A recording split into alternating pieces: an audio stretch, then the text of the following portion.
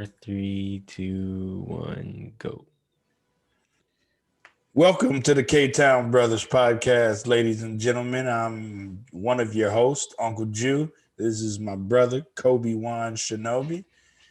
And this podcast is brought to you in part by chicken.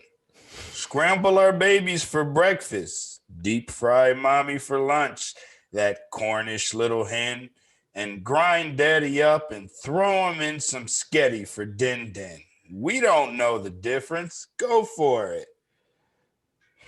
That's pretty good, man. They're gonna be scooping you up for advertising soon. I like that. That's good. I didn't know what else to talk about this week, man. But it's become fun trying to come up with some little fake ad that we can't get sued for. Yeah, that's good. I like that one. So we should start. I was gonna try to watch the fight if I could find it somewhere, but I ended up talking to somebody on the phone, and that passed. So I didn't watch it. I don't know if I'm gonna watch it. Like, it sounded like it was okay. Like, you sounded like you were disappointed though. I read Sports Illustrated had a recap, and they made it sound like it was decent, but it was specifically an exhibition fight. It was not like a fight. That makes sense. Because they said at the end, in their opinion, I don't know because I haven't seen it, they said Mike Tyson was pulling punches at the end because he didn't want to knock old boy out. No, I don't think so. Because I saw the little interview they did afterwards. Okay. Roy Jones was like he got rocked a couple times in the body. He was like, "Oh shit, this really is Mike Tyson." Right. Yeah. I was disappointed because it was like a black love fest. These two were holding each other more than they were throwing punches at each other. So it was kind of like, and then come to find out, watching the post-fight interviews or whatever, like the press conference, like it was one of those things to where it was revealed that was Roy Jones's whole plan, is to jab, stick and move basically on the outside. And when Tyson closes in, lock his hands up so he couldn't get an uppercut. Yeah. And so it turned out to like every 3 seconds they were hugging. I get you. Now, me and Donovan watched it yesterday. He likes to go by Prince Don on the internet. Oh, okay. Yeah. And we watched this Russian channel, which it had no audio. Oh, okay. So it was just a fight. We were both disappointed in it. It was like they were hugging way too much.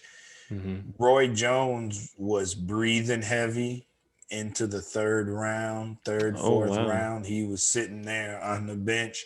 Now, they had already lowered it to 2-minute rounds. It was 8 rounds, 2-minute rounds. Supposedly, if anybody got cut, the fight was over with. Oh, okay. And supposedly they both get a belt at the end of the fight, regardless of the outcome. All so they're handing out participation trophies and shit. Yeah. But so I wasn't a big fan of that. But Tyson looked like he was ready to fight, but he was just getting held. And it's like every time he would, he would start with the left jab, and then he would do his little scoop-de-doop thing that he does. Yeah. That Cuss taught him. Yeah. And then Jones would just lock his arms up. Excuse me. Jones would just lock his arms up, and then they would clinch for so many minutes. There was a time to where that the ref told Jones, stop holding. Oh, yeah. So he warned him a couple of times because that's all Jones was really doing. And then not to jump ahead too far, but and then in the 8th round, which was the final round, Jones is gonna like put his hands behind his back and kind of shake his head Come like on, you've man. been doing something for the whole fucking fight. Yeah. You've done nothing but hold this fucking man. And it's like, I mean, I halfway don't blame him, you know. Now I will tell you this. I rewatched the fight this morning on like YouTube, Uh-huh. and I was able to hear the commentators because Snoop Dogg was a commentator. Okay. It was Snoop Dogg, it was this UFC fighter, and I think Sugar Ray Leonard, Mm-hmm. and then some white guy that was a well-known announcer, but I don't know his name. Yeah. And Snoop Dogg made the shit fucking hilarious. Uh-huh.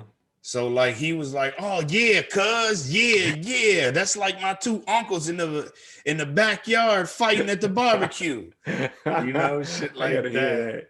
that. That Like sounds Snoop awesome. made it entertaining. Yeah.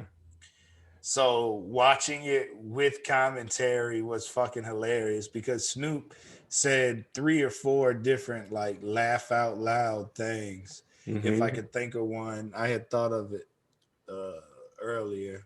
If I could think of it in a minute, I'll like tell you. But like there were Uh-huh. like 3 or 4 fucking like bars that were just fucking hilarious. Yeah. Like, but like he was like, yeah, cuz, oh yeah, these two grown men here, you know, blah blah blah. And like he was just making it exciting, like way Yeah. more exciting than it was, I you got you. know. But other than that, whenever Jones kept holding him, he was like, man, cuz, he was like, please don't have a flashback. Lord, don't let him have a flashback.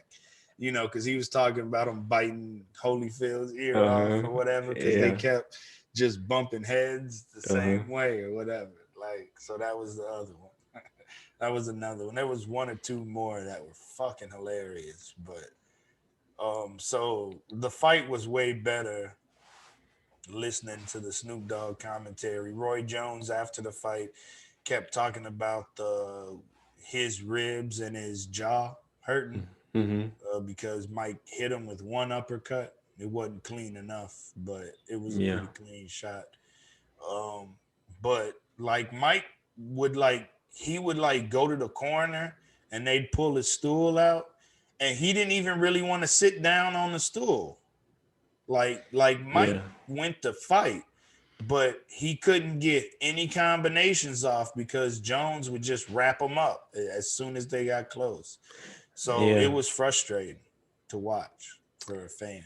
It's interesting. Like so before the fight, I watched a clip of Jones on Joe Rogan, Okay. and he was talking, I mean, not a lot of shit, but he was talking a little shit. Yeah, he was. And he was like, like he was making it sound like he was gonna go in there and put in some work. Yep. But in reality, his plan was the same plan that you and me would have. Like, I just gotta survive this fight. Exactly. Exactly. Exactly. I had told Donovan that too. I had told him that, like, I mean, shit, for all this, I could fight Mike Tyson. Yeah. I was like, because he ain't doing shit. He ain't boxing for real. Yeah. You know, now I know there's a whole bunch of technical stuff, like I'm not conditioned and blah, blah, Yeah. blah, and all of that stuff. But it was one of those things like you could almost get off a couch and do the same thing that like he did. It wasn't Yeah. impressive. I Like, could tell you this. Like, I watched the little, like, I guess it was directly after the fight, the little post fight interview with both Mike and Mike oh, Tyson okay. and Jones were standing there, and the guy was going back and forth. Oh, yeah, yeah, yeah. Mike Tyson looked like he was like, oh, that was great. Like he had just played some fucking basketball. He was like good. He Roy was good. Jones was like, oh, Man, and like Jones was like that through the whole fight. yeah, Like he looked tired. yeah, he looked Like, really and tired. like Mike said he was training for 10 rounds Hmm. total, 3-minute rounds each, though. Yeah. That was his training regimen. Hmm. I don't know what the hell Jones was doing, but Jones, his gas tank should have been way especially considering he fought like 2 or 3 years ago. Yeah, And Mike hasn't fought for like what, 15 years, I think. 15 fucking years, yeah. I mean, I think it shows the difference in, I'm not gonna say caliber of athlete, but Okay. definitely in dedication to like training and conditioning or whatever. Right. Because I mean, that's crazy. Like, imagine you are the greatest person in the world at anything, and then you stop doing it for like 15, 20 years, and then you come back and you are still like top tier, Right. like that's a long Mike ass looked time. good.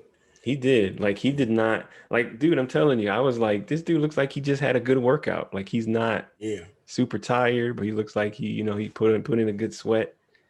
Yeah. He He wasn't had breathing said heavy. in several interviews, because I've been watching all of the shit running up to the fight. They Uh-huh. would release documentaries on World Star with slash Triller, which Yeah. was, I guess, some sort of promotion company or something, Mm-hmm. or the ring company or whatever. Yeah. And I was watching all of the documentaries. They hyped this fight up like a motherfucker. And in a lot of the interviews, Mike had like said that like from the first day that he like sparred, he felt like this is what he's meant to do, Mm-hmm. since his new training camp or whatever. So it was kind of one of those things. It was like, I mean, I agree with you totally. Mike looked like he was ready for 8 more rounds. Mm-hmm. Like, and the whole time, me and Donovan kept saying, like, Mike looks like he came to fight. Yeah. Like, Jones looked like he took it like a competition or expedition, rather. Did I Yeah. say that right? Not expedition, Exposition. Is it? exposition. I don't even know now. I think it's exposition. I think it's exposition. I think you're Let me see. I gotta check now. right. Exhibition. Exhibition. Okay. Exhibition. Yeah. And that's what Jones was fighting. And even though what he said at the one that like you saw, he was like, "Nah, I don't accept no draw. I wear draws, Yeah. blah blah blah." Dumbass. And then 5 seconds later, he's gonna say, "I'm okay with a draw." Yeah. I almost What? laughed out loud. Like, this dude is stupid. You fucking dummy. I But don't know. yeah, Maybe he man. just, because he just finished fighting, so he's just not thinking right. But yeah, that was kind of dumb. Yeah, yeah. I But think a I lot of think the shit that he says is fucking dumb. Like if you yeah, watch that full Joe Rogan interview, he says yeah, some country boy ass shit a lot. he does. Yeah, like he said some shit, and I'm just like he said something about, like, the way I am. You don't even gotta tell me who I'm gonna fight. You just gotta tell me today, and Yep. I'll show up. I'm I'll like, show up. come All on, right. dude. Okay.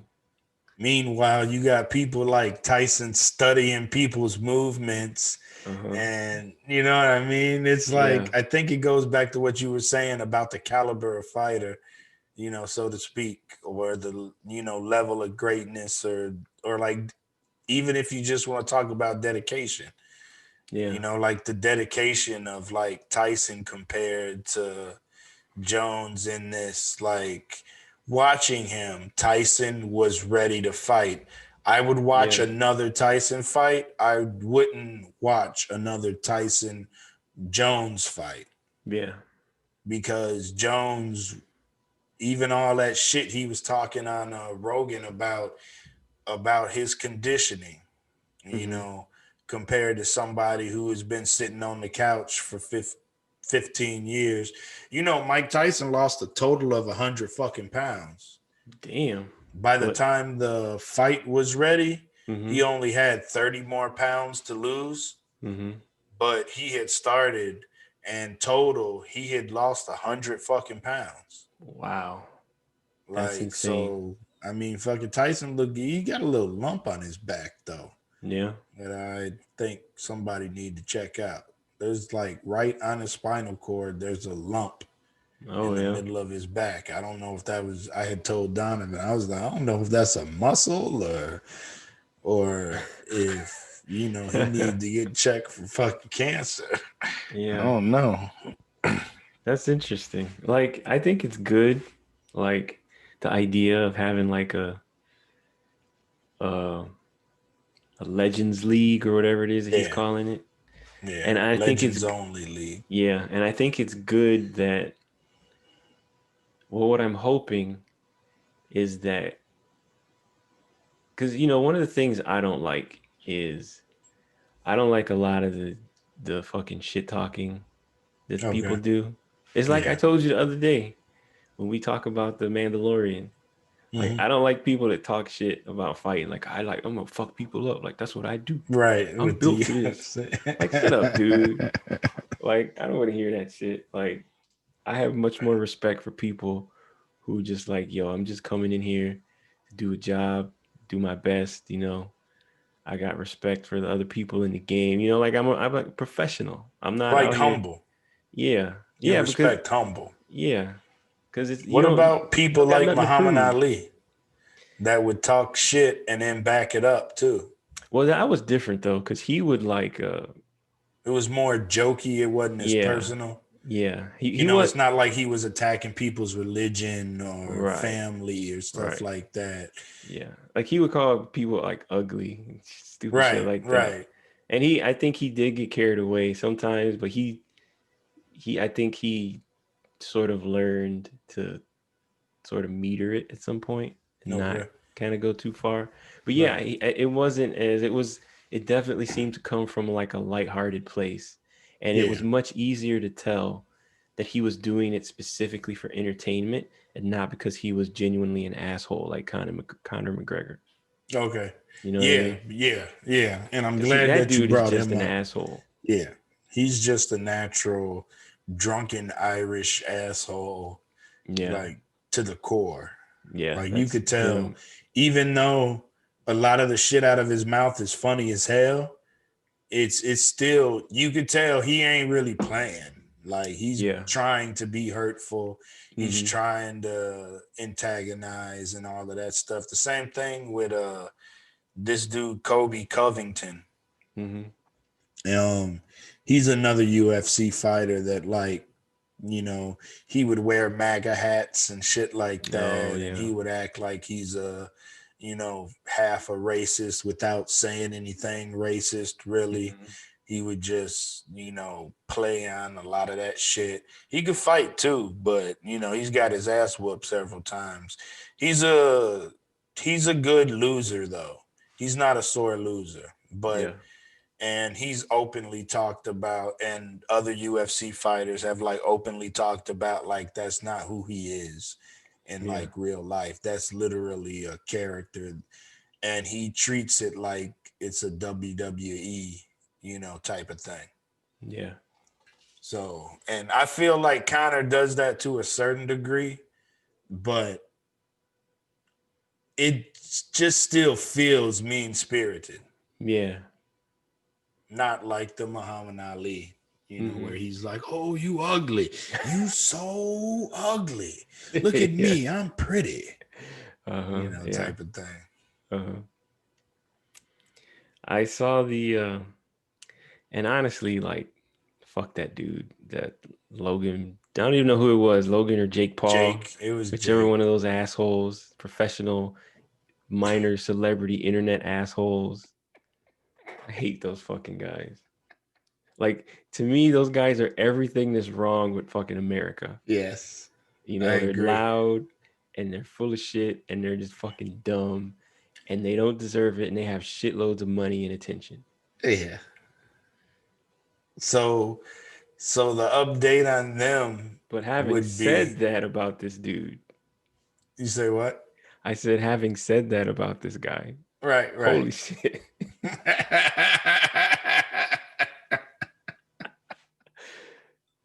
Apparently I saw the whole fight on Twitter in like a little clip. I don't know. Yeah. Yeah, that was basically, I mean, Nate Robinson was leading with his head Yeah. and he was throwing haymakers, And it's like all he did was like work on offense, Uh-huh. and he didn't work on any defense at all. And he got knocked the fuck out for real, like face Yeah. plant. Like Mm-hmm. he face planted. Yeah. Like what was Twice. funny to me, yeah. No, well he fell a total of 3 times, but he face Oh shit. planted Okay. twice. I only saw Yeah. two. Wow. 3 times. Once was a trip. He had Oh, kind of okay. tripped over his own feet. And it was funny because when I was watching it, Snoop was like, he was like, oh, he got basketball shoes on. Do Oh, he even got boxing shoes on? Hold on, cuz. Like, are you serious? yeah, man. Snoop was fucking hilarious, man. Dude, did he even have a trainer? Yeah. They had called his name, but I didn't recognize it. It wasn't like it was Freddie Roach or anything like that. That Like, dude, he might not be training nobody else after that, because yeah, that's kind probably of like, how not. can you let that man in the ring embarrass himself like that? I could have done that. Even Snoop, whenever they were in between rounds, I don't know if he got knocked out in the second round or the third. It might have been like, I think it was the second round. I'm not sure though, but it was a quick fight. Yeah. And he was like, yeah, tell him. He was like, tell him, cuz. He was like, what the fuck did he say? He was talking to the, like as if he was talking to a TV. Uh-huh. He was like talking to like Nate Robinson's corner. He was like, yeah, tell him to slow down. Tell him to slow down. This ain't a street fight. We ain't in the streets. This, that. And then after he got knocked out, Snoop was like, oh man, Nate from the hood. He gonna be good. He gonna get up in a minute. Don't even trip. Like, and then he just continued on. I'm like with the conversation or whatever. Yeah. And like it was nothing. Like it was hilarious. Wow. It That's was fucking interesting. hilarious. Snoop was a big, like, he was he made the fights way better to watch. And then just with his classic voice and Yeah. his West Coast style with the cuz and right here, Yeah. all Like, of that dude, I shit. I would be down to watch, like, if they'd start doing this on a regular basis, like Mm-hmm. some legend type stuff, where they just have like these kind Yeah. of, Yeah, I'm if not like big into Oscar the, De La Hoya came back to fight somebody, yeah, I'm not shit big like on that. this, like, we're the official boxing people and we're so serious. Yeah, Like, get out of here, dude. Like, these are a bunch of dudes that punch each other in the face. Like, let's right, not try to make out like these guys are fucking nuclear physicists or whatever. They're gonna save the planet. They just beating each right, other in the head. So right, right. There is a lot of technical skill involved, but no, there is, yeah. it's one of those, because so many of them dudes get so good.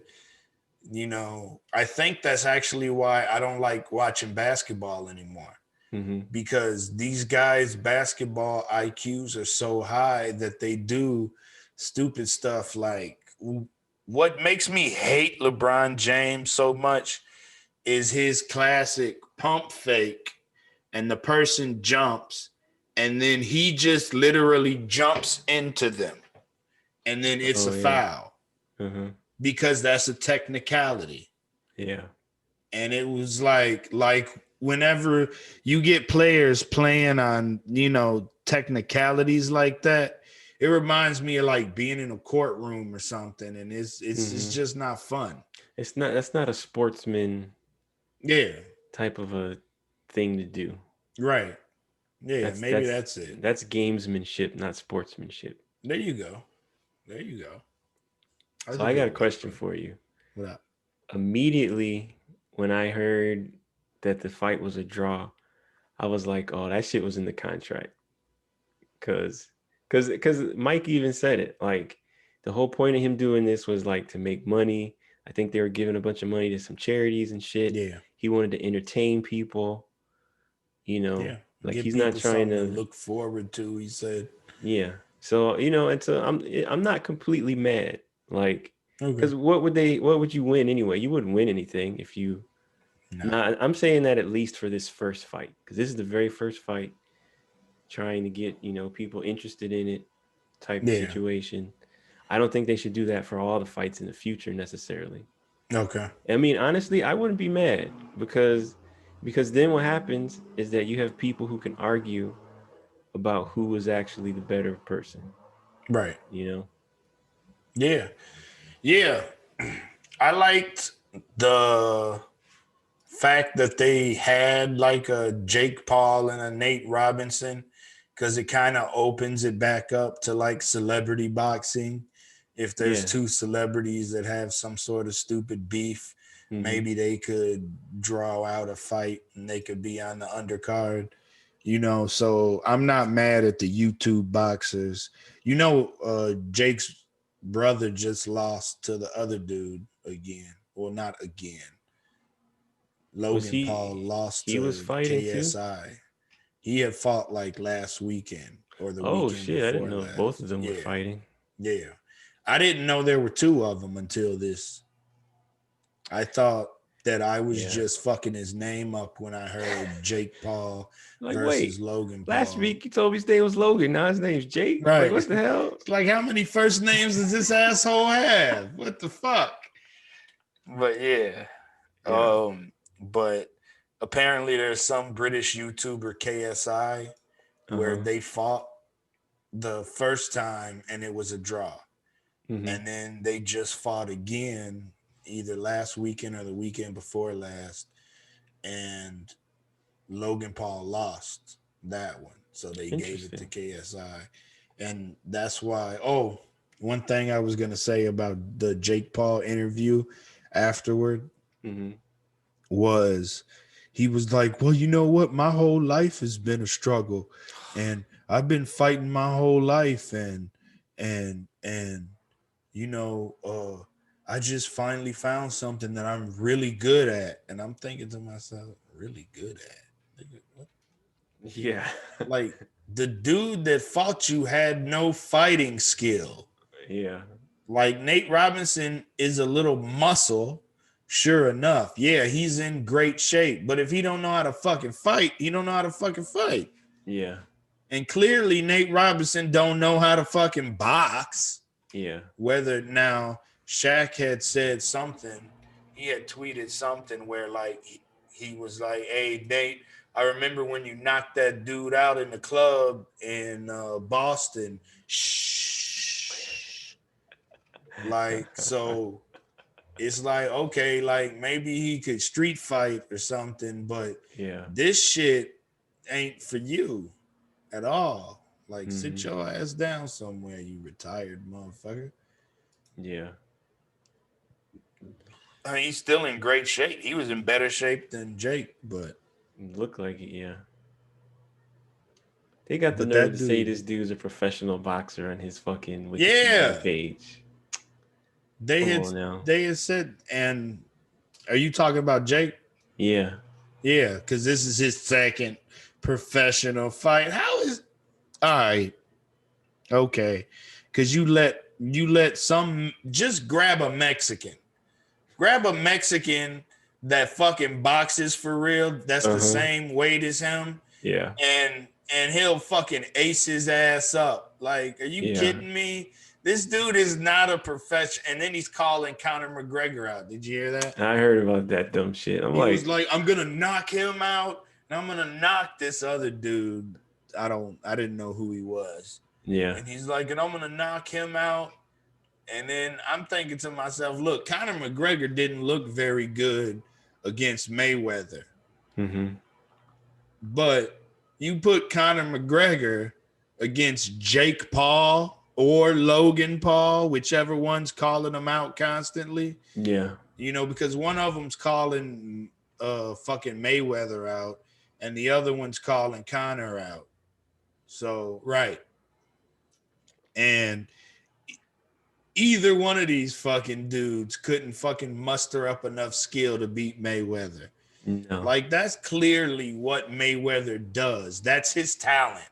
Yeah. You guys, and fucking Jake in his fucking post interview press Uh-huh. conference, he was like, he was talking about his struggle Hmm. and he was like, I've already dedicated my entire life to this sport. Like I got an $8 million mansion in I don't know if he said in Calabasas or wherever.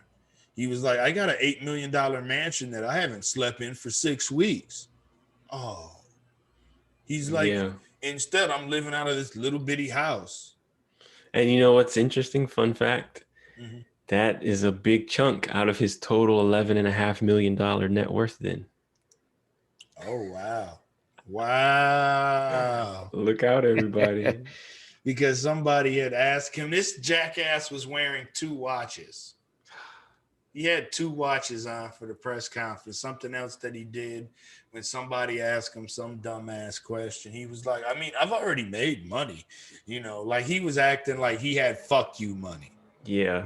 And then he was like, I mean, and then he showed his little 2 watches and he had like a couple bracelets on this one and some chains. And he was talking about his drip. Like, the fuck out of here. It's funny for this dude to be trying to floss so hard when most of his fan base is like teeny boppers on YouTube and tweens, like 11-year-old boys and girls on fucking YouTube. Really? Like literally that's his fucking, like him and his brother, or at least him, one of them, released some bullshit ass singles and stuff.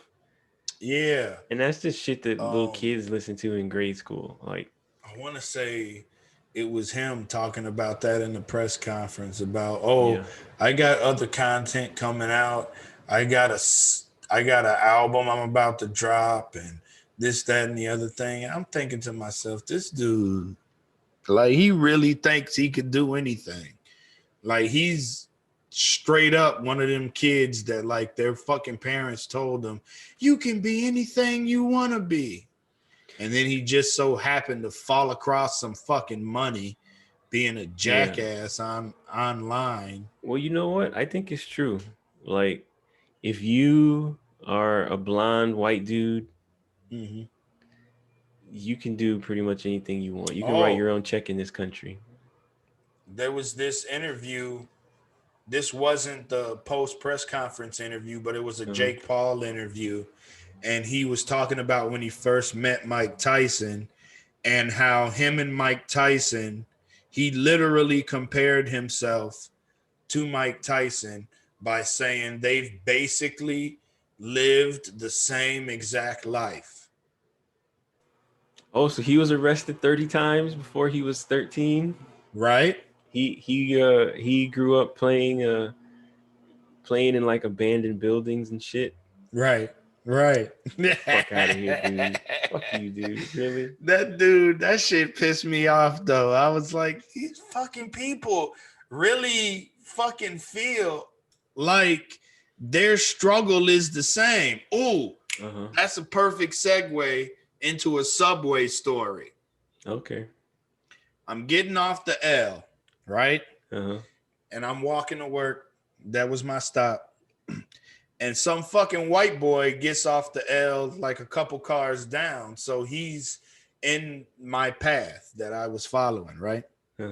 This fucking guy walks up to me. He's like, excuse me. Are you a security guard? I'm like, no. And then he's like, oh, man. Would you believe that I just came into town? First of all, you said, would you believe? So I'm already thinking no, right? And I already hate the fact that somebody's fucking talking to me. You're interrupting whatever music is in my fucking ear because I got to pull my little ear butt out, right? Yeah. Would you believe that I came in town for Thanksgiving just to see my mom? And I came in last night and I fell asleep on the train. And when I woke up, they stole my socks. They stole my luggage. They took everything. And then he just stops the story right there. And there's this like awkward pause because I'm this Chicagoan that doesn't give a fuck, And then he just stopped his fucking story. He didn't ask me for money. He didn't ask me for anything. So I'm like, okay, so how can I help you? Yeah. And then he's like, well, I don't know. You got some socks? And then I'm like, no, I don't have socks. And I look down and he still got shoes. Pause. First of all, who the fuck steals socks? Like, who the fuck steals socks and leaves your fucking shacks on from fucking Payless? Like, who still buys Shaquille O'Neal shoes, motherfucker? Wow. So anyway, he's got shoes on. So I just tell him no, and then I walk off because it's like, okay, this is like, I had plenty of time to get to work. I wasn't in a rush, but I'm listening to music. I was actually vibing to a song. Like, it takes me some time to get into a zone. You know what I mean? And this guy's fucking my flow up. So I go to walk down the stairs because we're on that same platform that I had told you about when the dude was screaming about cutting niggas and shit. Oh yeah. Yeah. So it's the same stop. So I start walking down the stairs, and here comes this motherfucker again talking about, hey, I'm curious. What? Oh, no. Right before I had walked off and I told him, no, I didn't have any socks. He was like, of course you don't. The fuck? So I just walked off. What I wanted to do was kick his ass onto the third fucking rail is what I wanted to do. But I just walked off. So then I'm walking down the stairs and this motherfucker's like, he's like, hey, I'm curious. Why did you ask what you could do to help if you weren't gonna help? And then I just keep walking, right? And then he says, I'm curious. I'm just curious. Why would you ask that? I was like, look, motherfucker. I was like, you the one telling me this fucking story about falling asleep on a fucking train like I'm not fucking from here. I was like, you don't do no shit like that. I was like, don't fall asleep on fucking trains in Chicago. I was like, what the fuck is wrong with you?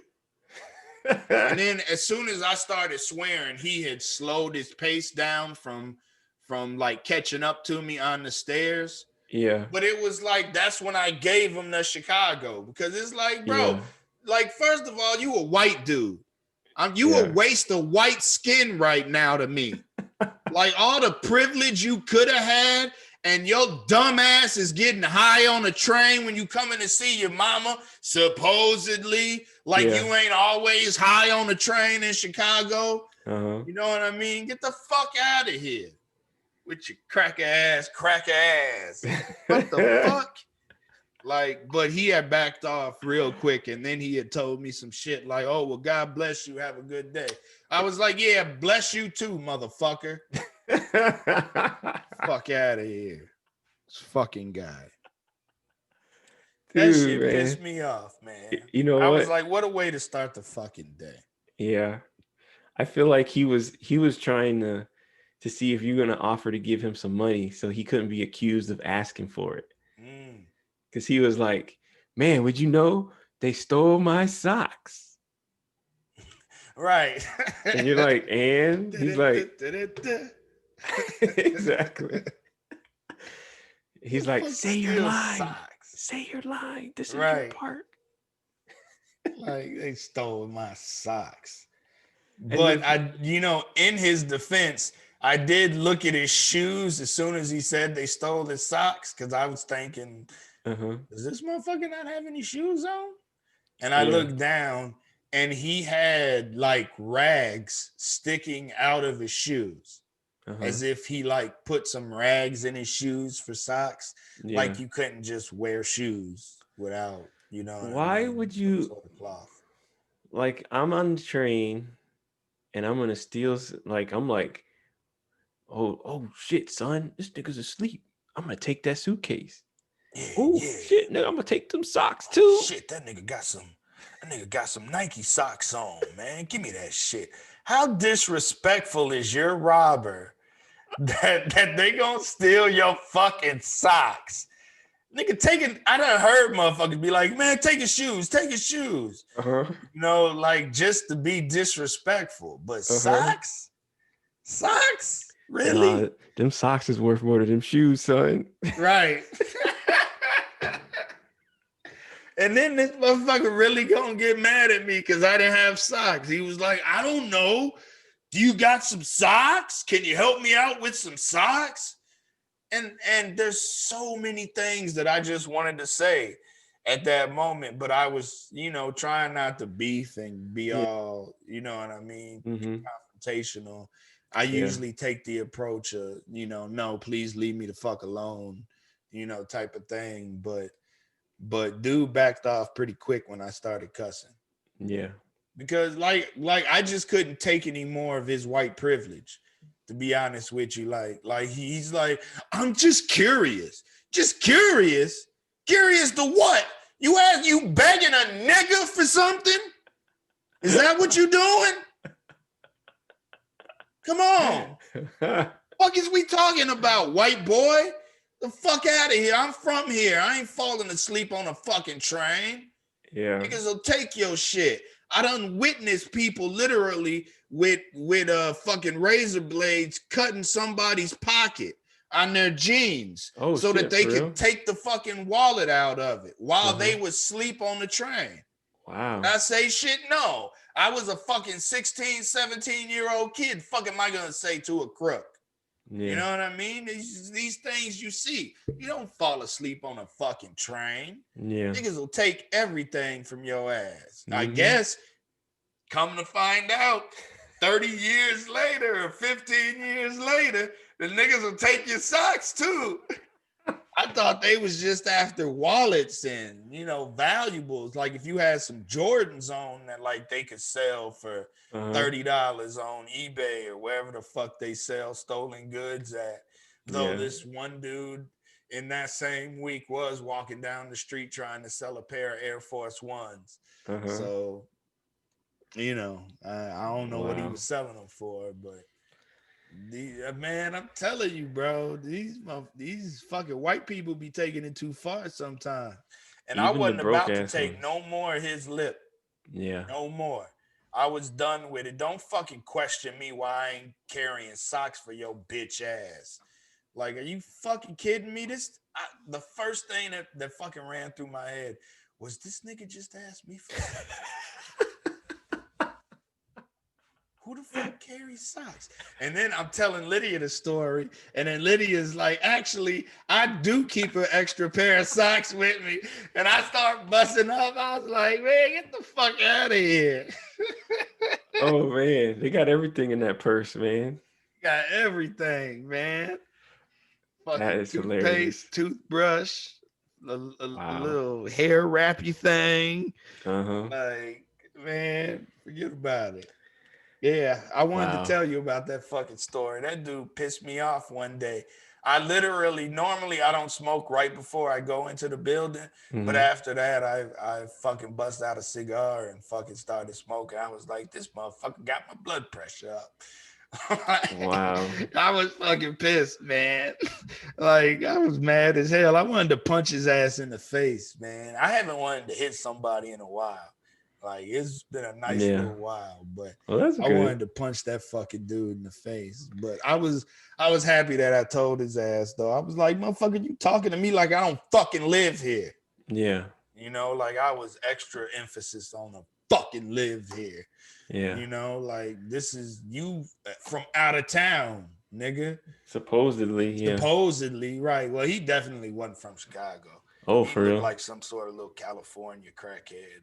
Oh, okay. Look like all of them fucking white boys that be on the trains. And I done talked to a couple of them. They're usually from California. What the hell do they come to Chicago for? I don't fucking know. I got no fucking clue. Why the hell you prefer to be a bum in Chicago versus California? Like just based on weather alone. Yeah. Unless you have zero concept of fucking weather in your head. You know what I mean? Like, I got no clue. Yeah. None. That's weird. Yeah. Man. that dude ruined my morning. I drank coffee and everything that morning, calming Oh down. yeah. That fucking guy. I mean, he didn't like ruin it, but Yeah. He it was messed up one of your them. flow. Yeah. Because I was vibing pretty nice. Uh-huh. Fucking I don't guy. understand like these aggressive ass panhandler type people, Okay. like there's a Yeah. word. I'm trying to think of the word for people that are out soliciting like bums and Yeah. people just begging for shit. Yeah, I feel you. I know I'm like, exactly what you're how talking do you about. think that's gonna help?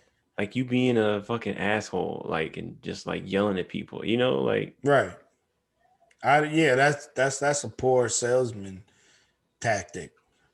that could Like, be why he's fucking homeless or whatever in the first place. I guess motherfucker ain't got no people skills. He ain't got the gift of gab or nothing. I don't know. I don't know what to tell you. These Oh motherfuckers man. here, man. Wow. This motherfucker mad at me. I'm curious. No. I'm just curious. Yeah, you about to get this curious ass whooping. You don't get the fuck away from me. Tell you that much. Are you a security guard? Bitch! Because I got a bomber jacket on. I'm a security guard. Yeah. Maybe I still carry myself like a security guard after 15 years. Possibly. I don't know. Yeah. It's possible. This fucking guy. Man. Wow. That shit's Yeah. funny. I wanted to tell you that story. I didn't think I was going to remember it, but that was a perfect segue into it, though. Mm-hmm. Yeah. I forgot all about that till right now. This motherfucker, boy. Wow. I tell you, I don't miss shit like that. I mean, it's funny, but like, Yeah. man, I don't like dealing with that kind of shit. No, not at all. I don't like people begging me for shit because it just reminds me of how poor I am. Yeah. Because if I was more fortunate, then I probably would give you something. Mm-hmm. However, if I was more fortunate, I'd probably also be sitting my ass in a Tesla or better. That is true. So I wouldn't be giving you anything because I wouldn't be seeing you right now because we Yep. wouldn't have crossed paths. Which Mm-hmm. is why when I was in fucking high school, my main goal was to get a car because I didn't like taking the bus. I never liked taking the Yeah. bus. I still don't. I don't like coming into contact with motherfuckers. I don't Mm-hmm. like people asking me for shit. I certainly don't like people asking me random questions. Yeah. I'm not pulling my phone out and telling you what time it is. Mm-hmm. I left my phone at the house. I was Yep. actually at work. Another smoking story. Mm-hmm. I was I was at work and I was outside on a little smoke break, and another white motherfucker. It was a bitch this time. She had a suitcase and she's walking down the street looking all terrified, pulling the suitcase, and she's like, "Excuse me, could I use your phone real quick?" And I'm like, "Nah, I left it upstairs." Because Mm-hmm. I was in a situation where my ID was hanging off of my belt Mm-hmm. and I was right in front of this, corporate looking building. So I could have easily worked there. Yeah. So it was kind of obvious that I worked there. Plus, I kind of wear like a uniform, Mm-hmm. and so she just walked off or whatever. But again, I ain't into helping white people Yeah. in need. Like, she ended up stopping by this, Mexican dude who's always out there at 4 o'clock Uh-huh. waiting to go into the building. She ended up walking up to him and he let her use his phone or whatever the case. But I ain't pulling, I don't have conversations with people I don't know Yeah. like that because that's just niggas might be trying to rob you and be doing any type of foul shit. I ain't with it. Yep. They can keep it. They can keep it all day. Yeah. Most of the time, if somebody asked me for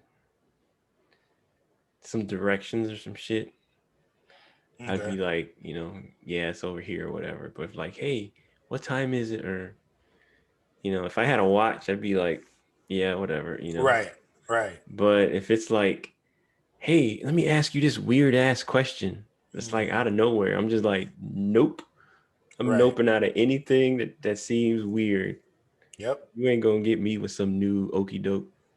I got on the elevator with this dude and he starts talking to me. I just ignored him, but he had started talking to me. This was at the same fucking station, same train station.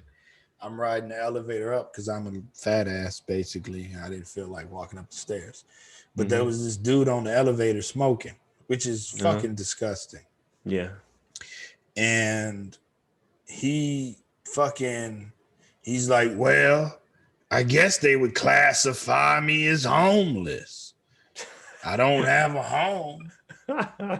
And he was just trying to have some, weird ass fucking conversation. You know what I mean? Yeah. Like, and like I'm not with that shit at all. Like whatsoever. Just not even. Yep. We got a guest. Yep. We gonna get some video. Can you hear us? Are you good, DJ? Yes, I can. Can Cool. you hear me?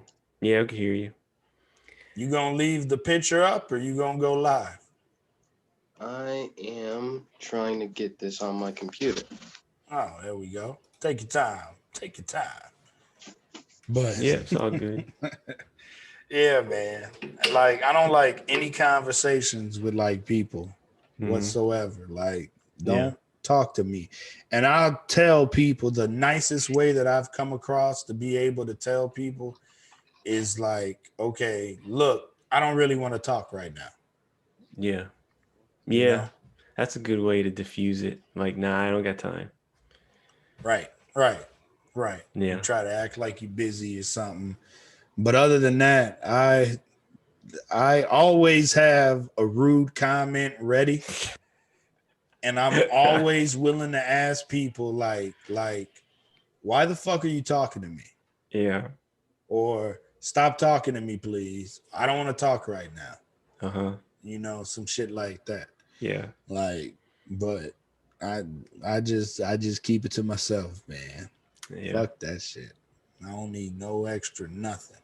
Well, now that I've gotten set up, hello everyone. I'm Donovan Woods. I'm Kobe's nephew. Yep. And Julian's son or stepson. I can go by Don, and my social medias are on Instagram and Snapchat are Prince Don 105 if you want to follow me. Special guest in the building. What's going on? Not much. Just got home. Kind of wanting to dig into this Cinnabon that I just got. Oh, nice. Is that what's going on upstairs? Y'all working with Cinnabons. Y'all ain't tell the fat guy. Yeah?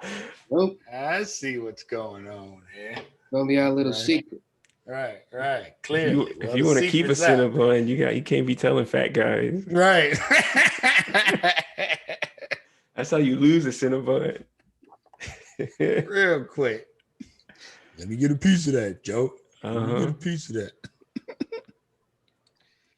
Oh man. So we were gonna talk about the Mandalorian. Is that what we were gonna do for this part? Yeah. So I'm trying to do a recap for the first season. So the first season is basically, I'm trying to remember, how did he get Baby Yoda? Is that Yoda? No. It's a Yoda, like if you call Yoda like a race. I don't know if they have an official name. They do. It's I don't remember the specific name of it, but there's only been like 2 or 3 brought up in the live adaptations of Star Wars, but most people just go with Baby Yoda. So because he's but I think there's a couple like Yoda people in the like the Phantom Menace, or those movies when they got all the people in the Senate in the big room. So the main 2 in in that trilogy are Yoda, who is the most notable. Oh, he was actually in there? Yeah. Oh, in okay. the prequel trilogy and in the original trilogy. Mm-hmm. He's in those, and the one that's in the prequel trilogy is, I think you can see her in one of the scenes, but her name is Yaddle. Oh, okay. Hmm. Cool. Interesting. Yep. But I can give a recap to just so you two are um up to date on it.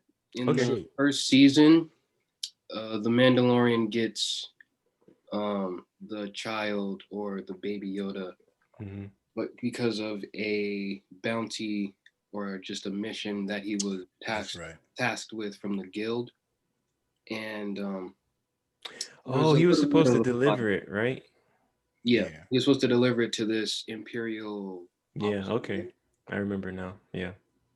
Okay. And um,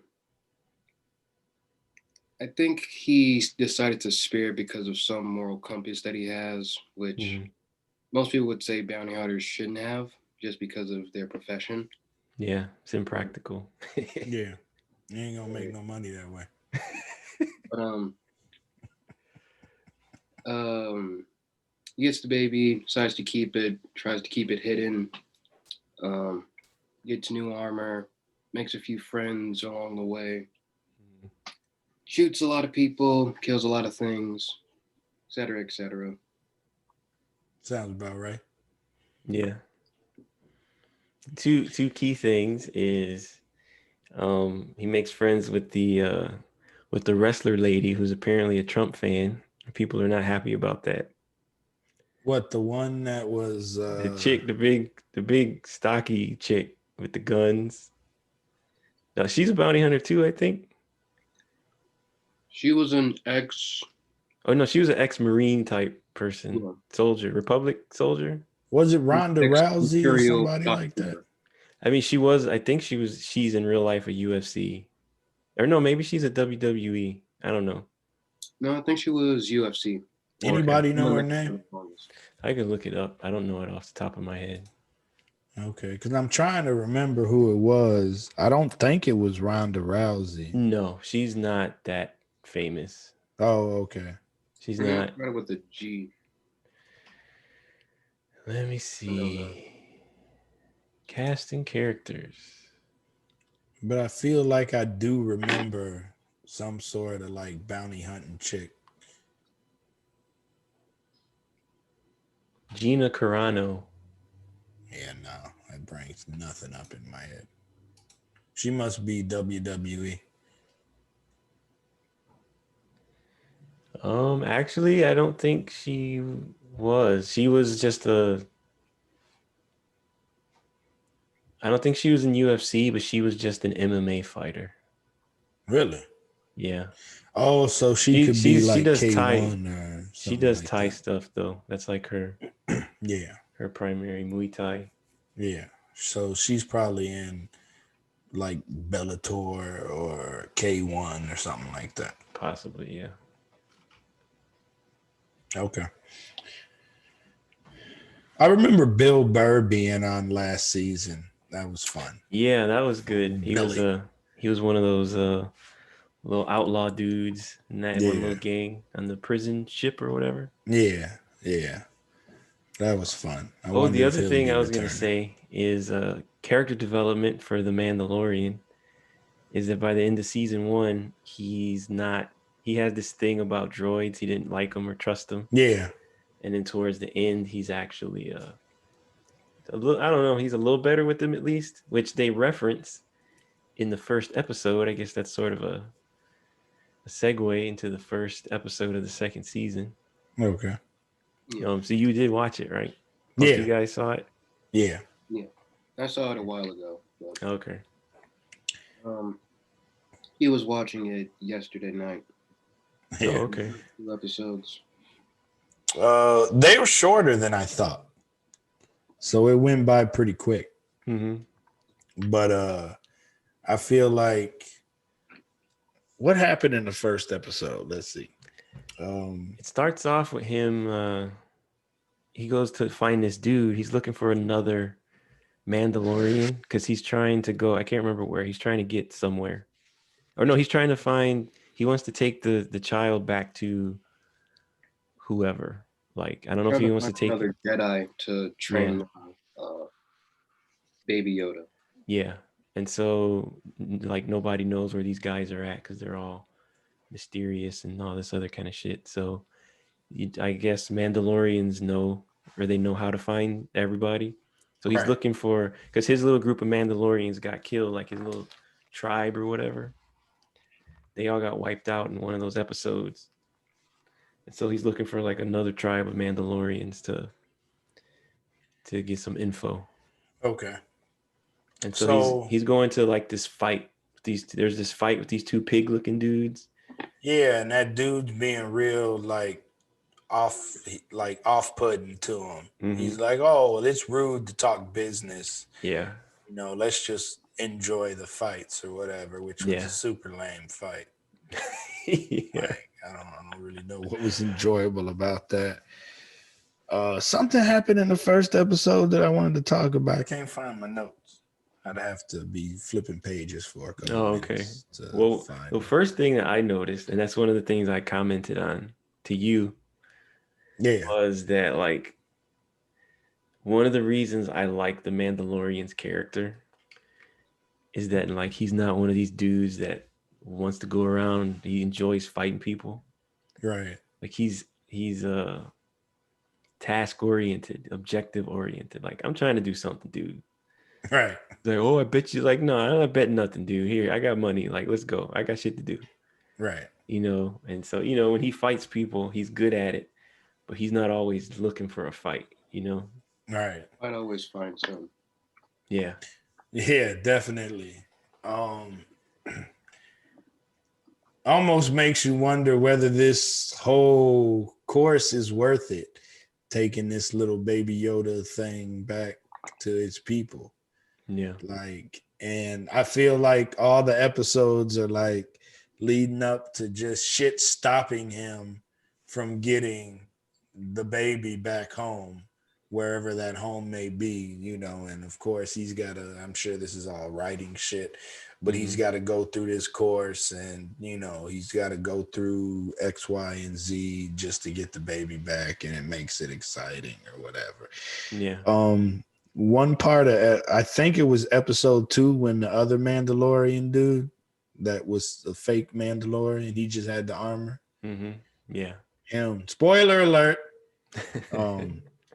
Like I knew just as soon as he walked around the corner that he wasn't a Mandalorian. Yeah. Like I could tell. And then he ordered a drink, which I don't know much about Mandalorians, but they don't seem like the type that would be drinking. Well, he's not gonna take his helmet off unless he's got a Right. straw. Right. And then he takes his helmet off, and I was like, "Oh shit, Yeah. what's about to go down?" Because I don't know a bunch of the stuff that you and Donovan know about the codes and all of that. Like I don't, you had broke down to me last season about like what a Mandalorian was basically in the first fucking place, and they're their own little race of people, which I think you broke it down better than the series did, because the series doesn't really go into it much. It's almost like they either expect you to already know it watching it, or they want to keep the mystique. I think it's the second one. They just want to Okay. develop it over time. Like so a lot of the stuff I learned about the Mandalorians, I learned from playing one of those video games. Okay. Because there's not a lot in any of the movies and I don't know so much about the modern cartoons, but for the most part, everybody knew Boba Fett and he's a bounty hunter and that's about it. Okay, because he was a Mandalorian, right? Yeah, I think so. He was. I don't know if he technically was. I think he was Mandalorian by birth, but some Mandalorians didn't want to treat him as one because of something he did. Yeah. But as Kobe said, the more recent cartoon of it It showed the Siege of Mandalore, which was like the ending of the Clone Wars.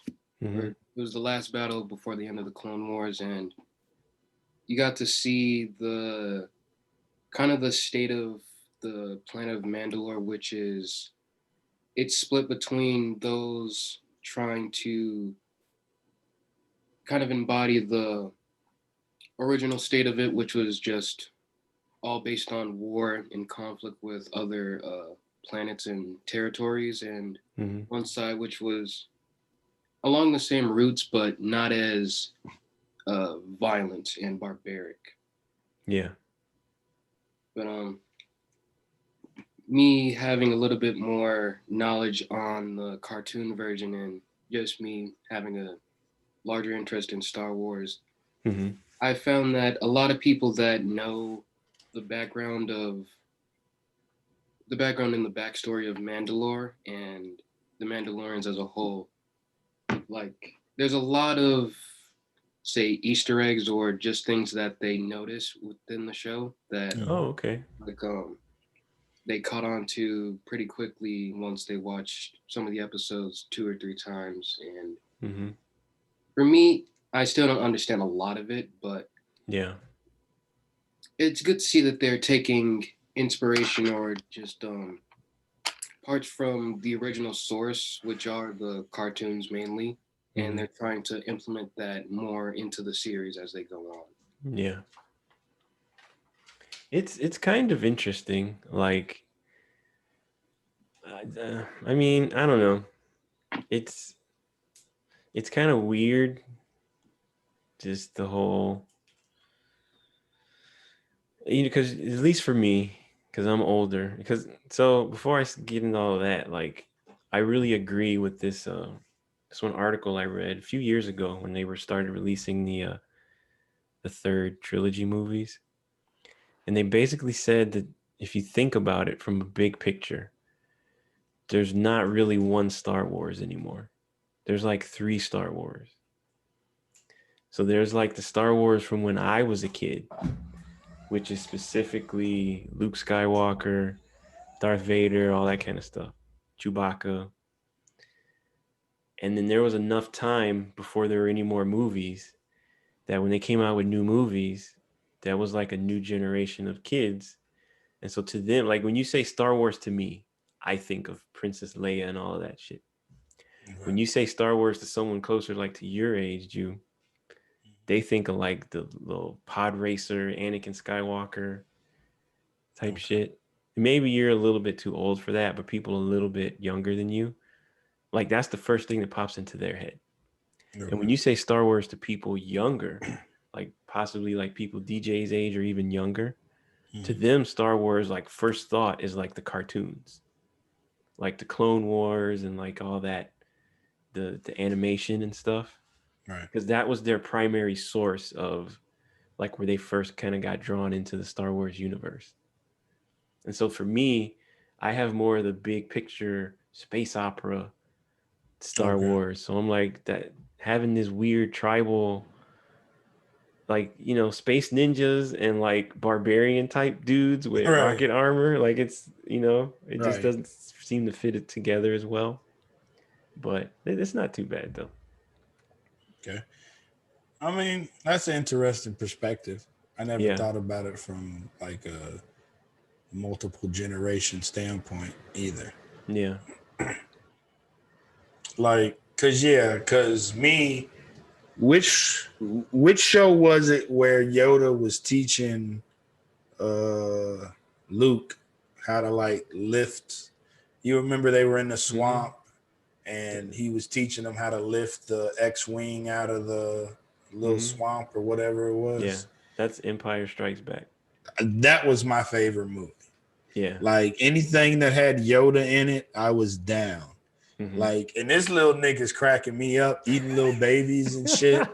Like, he just wouldn't stop eating that lady's kids.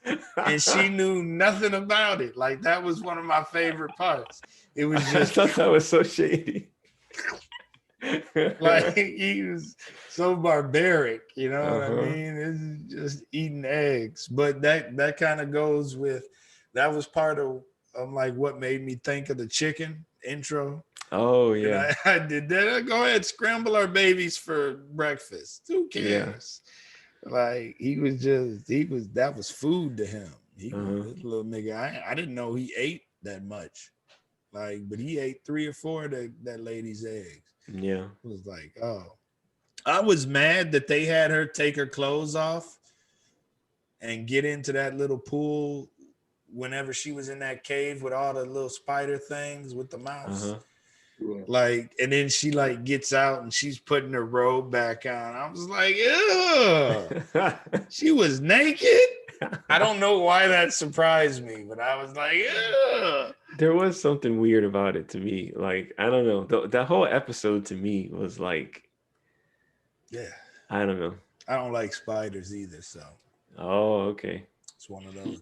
I'm not like afraid of them like I am yellow jackets, but Uh-huh. fucking, I don't like spiders at all. I kill them, even though Ma tries to tell me, oh, spiders are good luck.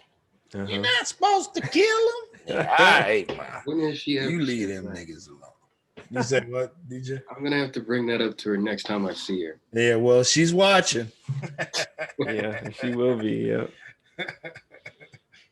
Yeah, she was explaining something about spiders being good luck or whatever. Don't kill the spiders. I was like, whatever.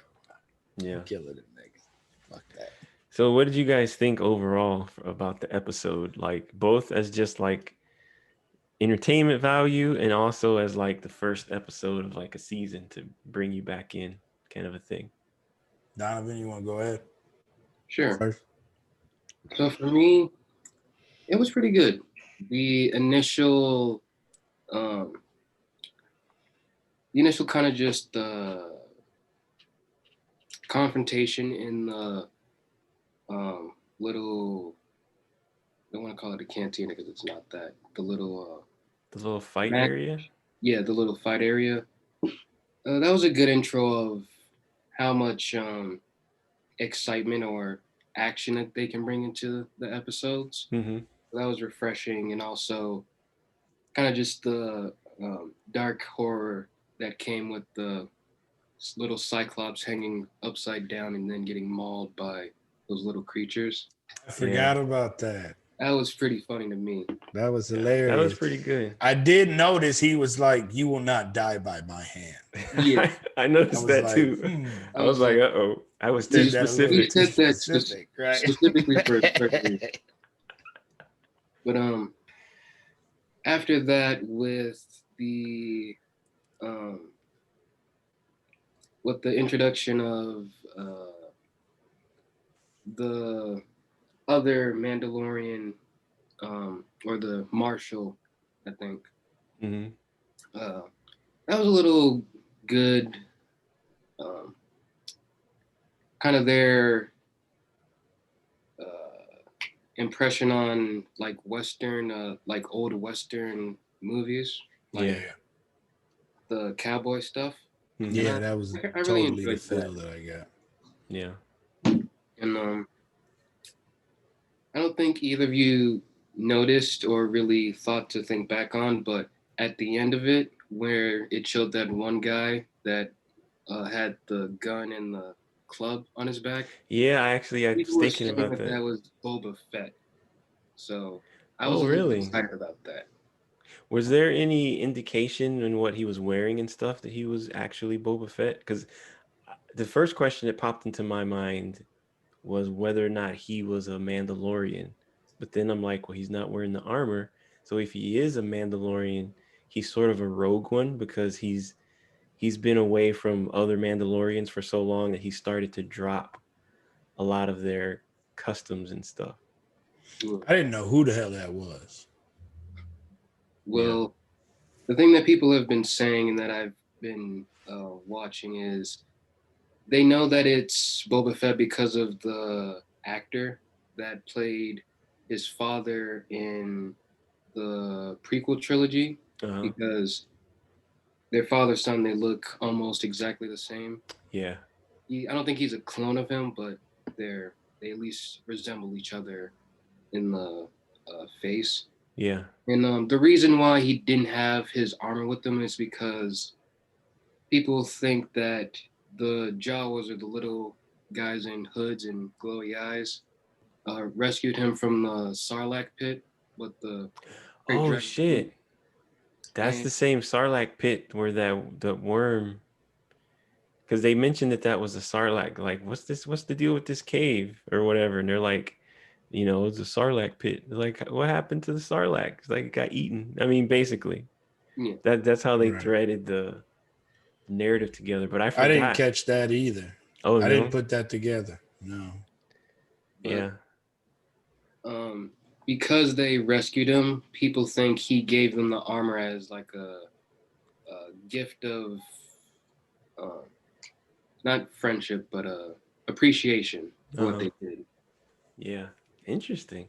That would be one of the only way, because I was thinking in the beginning that he had to, like, a Mandalorian would only give up his armor if he died or some shit. But if they saved him from a Sarlacc pit, he was practically dead anyway, kind of thing. Like, it was impossible for him to get out on his own. Yeah. So because of that, then he might give up the armor. So what implications can we take from that? That like Boba Fett might help him find the other Mandalorians? Or is Boba Fett disconnected from the Mandalorians? He's disconnected from Din Djarin, the shiny suited Mandalorian that the story is about. He's not connected to them just because of their different backgrounds and what they've done. But I think they might bring him back kind of as um, maybe for like a connection to the Jedi, because Boba Fett tried to hunt Obi-Wan Kenobi in like the comics. Okay. And he might try to help him like find remnants of where Kenobi was, where he lived, to try and get fragments of like Jedi artifacts, or probably like a holocron or something. But either they Okay. just threw him in there as a small Easter egg, or kind of a small surprise at the end, or they have something long term for him. I don't really know exactly what they have planned though. I kind of feel like the way that they presented it, that it's more of a long-term thing, because if you look at the episode, the objective at the beginning of the episode was to find the other Mandalorian. Right. And he goes there and he's like, "Oh, it's not a real Mandalorian. It's just this stupid sheriff guy, this marshal or whatever he is." Right. And so he's like, "Okay, I guess I'm going to go." And so he leaves, but like, he got okey doked because he didn't think about the fact that, like, until he finds a body, like, where did that Mandalorian armor come from? Like, in what circumstance would he give up his armor? But he got distracted by the whole nonsense with the worm. Yeah. And having to get back and, to the ship or whatever. And so he sort of forgot about it, but he should have been like, well, just because this guy is not the guy I'm looking for, that doesn't mean that the guy I'm looking for isn't here. Because I mean, it depends on how credible of an informant you think that dude that got hung upside down was. But he said, before he died, he's like, "I swear, it's like it's the best information." He sounded like Donald Trump. Right. It's the best information. We're the greatest. This is the greatest tip. But he said, like, it's a solid lead. I'm telling you, I guarantee that the Mandalorian there's a Mandalorian on Tatooine. Ah, interesting. So, but yeah, we'll see. I was telling DJ when we were watching it, or right after I had watched it, however it worked out, that I would have preferred he just take the fucking armor. Fuck that worm shit. That's y'all's problem. Yeah. Like, I'm gonna need you to come up off that armor. You violating about 17 codes. You need to come on, get butt naked. Like, I don't know what to tell you, man. Like, I would have. He starts rubbing his belly, like, yeah, right. Like, what's wrong with this dude? You Mandalorians are crazy. Get butt naked. Like, I would have much rather him Brooklyn styled it, on some old school Mike Tyson when he was 13 shit. Give me that chain, nigga. Give me that Mandalorian armor, nigga. Like, but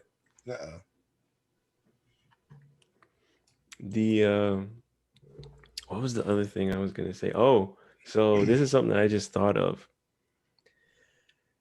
And I don't know if anyone has talked about this or if this is a thing, but perhaps the Mandalorian, him being exposed to the Force through Baby Yoda, is starting to change his personality and make him more of a good guy. Is that a thing? I mean, it could be because, the Force is all about good and evil and, light and dark or but whatever. Does it change people whenever it's used around them? Not. It doesn't change them, but I think it might have a way to sort of amplify. So if he was already at least a little bit on the side of being like a sort of a good guy mercenary, it would possibly help him to, to amplify that. And so he starts to sort of become a little, because think about it. Like, it started off with him, okay, this is a little kid, fine. This is part of my code. I'm not gonna have some little baby thing get killed. And next thing you know, he's a taxi service for frog ladies, like. Right. So, like, well, I thought you were the bloodthirsty killer Mandalorian dude, and you're taking the frog lady to the hospital, basically, whatever, I didn't think about that. So yeah, that's just the thing I came up with. Or is he just a bitch ass Mandalorian? I don't know. Like a soft ass Mandalorian, you know what I mean? Like, are Mandalorians not supposed to help people? Are they supposed to be kind of selfish? No, I don't think so. I mean, they have a code. The universe says about them, they're supposed to be cold-blooded, merciless, like conquerors. But from what the tribe is trying to do is still trying to fulfill their role of being bounty hunters and hunters. Just like they don't always stray away from any mission or like business that they can get. So it's like business first? Yeah. First and foremost? Yeah. Okay. So I think the frog lady was going to give him some sort of credits no, I think just the information on how to find. Another Mandalorian, right? Or a Jedi. Either that or he was trying to find like a Jedi at that point. Yeah. Yeah, because she said that her husband saw one, like, on whatever little planet. I know it was a Mandalorian because during that episode they met Bo-Katan, however you pronounce it, and she had 2 other Mandalorians with her. So that's why they traveled to that planet. Okay. There's so much about Star Wars that I don't know. Like, have the Mandalorians fallen? Has like their society crumbled like the Roman Empire or anything like that? Is it that type of thing?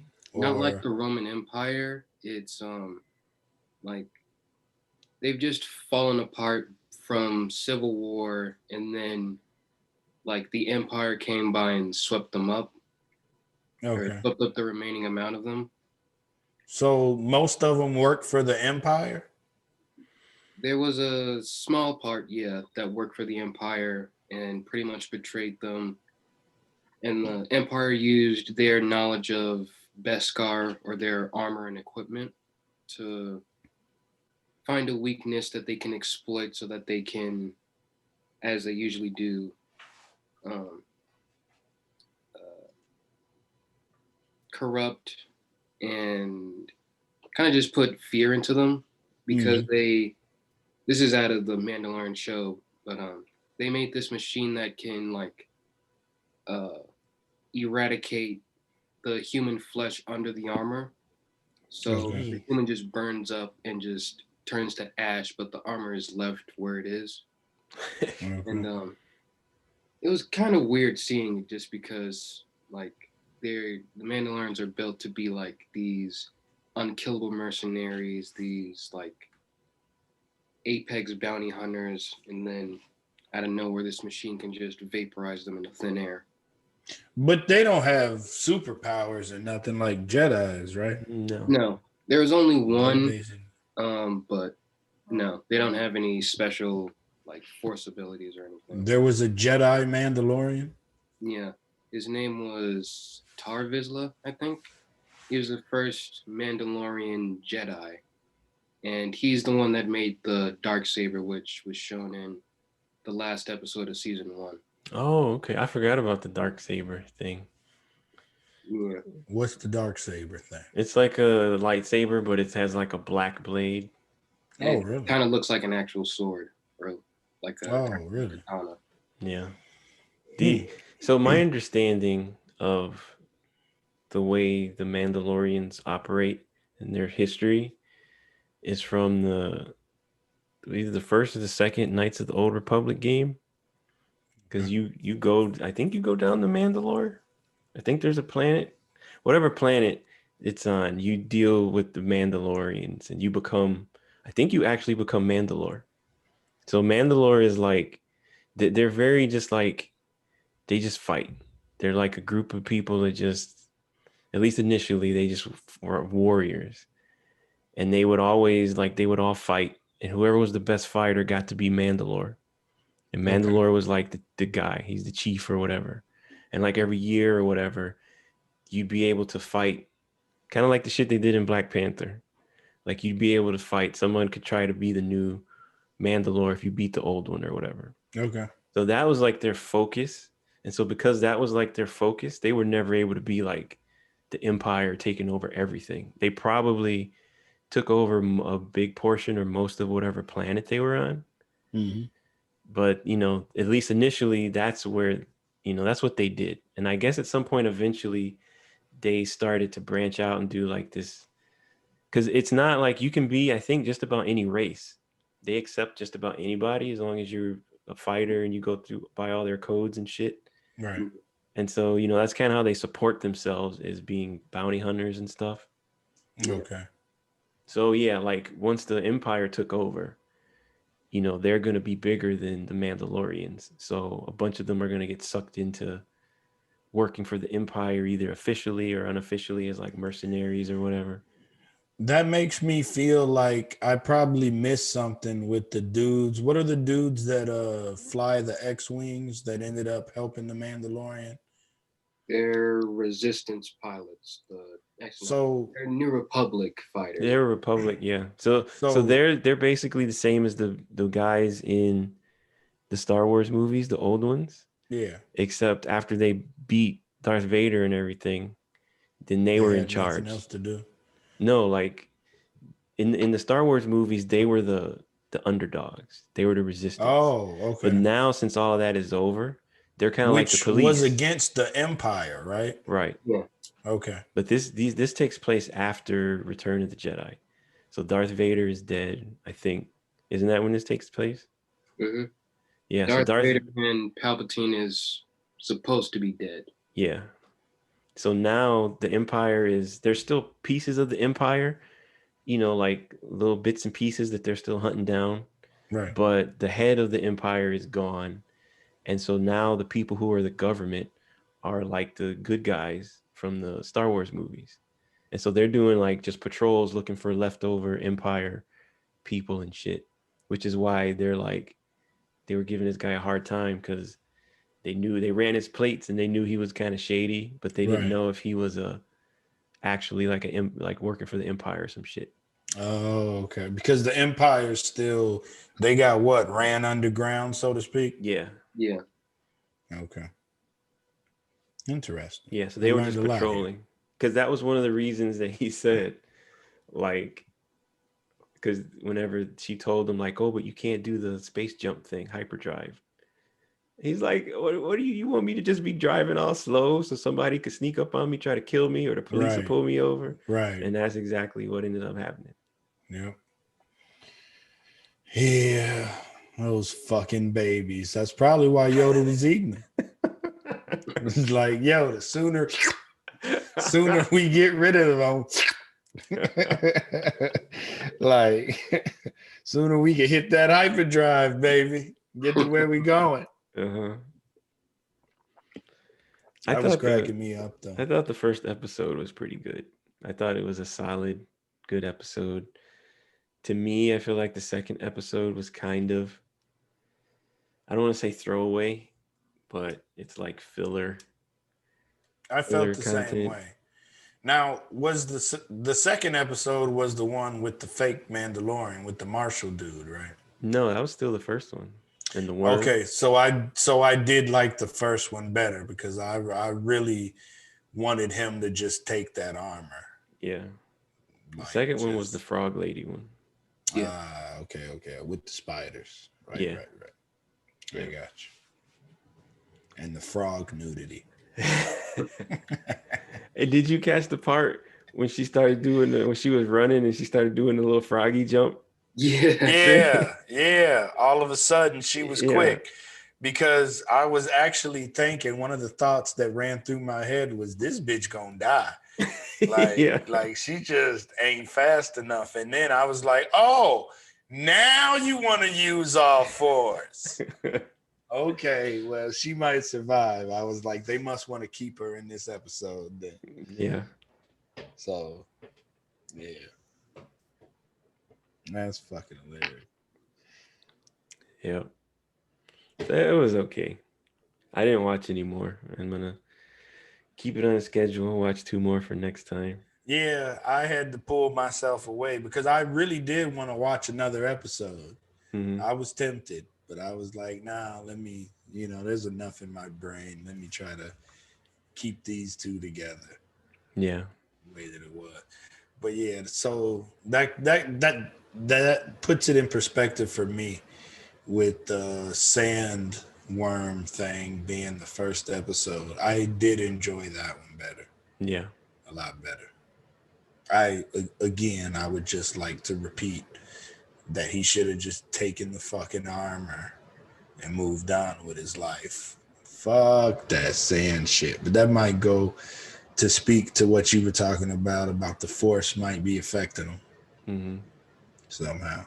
I mean, you can also think about it like if his objective is to find another Mandalorian, Right. he's like, obviously this guy ain't it, but maybe I can get some info out of him instead of just shooting him in the face because I still want to find the That's other true. Mandalorians I'm looking for.